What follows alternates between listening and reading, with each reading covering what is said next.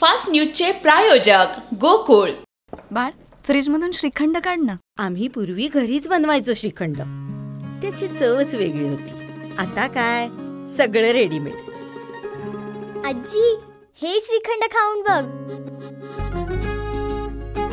आज तुझ्या आईनं घरीच बनवलं की काय? हे आहे गोकुळचं श्रीखंड। अगदी जिभेवर रेंगाळणारं। जिभेवरच नाही तर मनावरही रेंगाळणार। गोकुळ श्रीखंड, मनावर रेंगाळणार।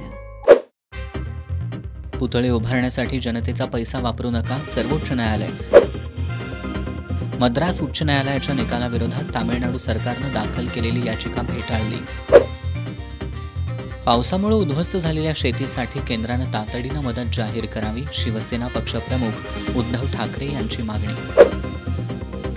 पीक नुकसानीसाठी 2215 कोटींची मदत मंजूर, राज्यातील 32 लाख शेतकऱ्यांना दिलासा, राज्य सरकारचा मोठा निर्णय।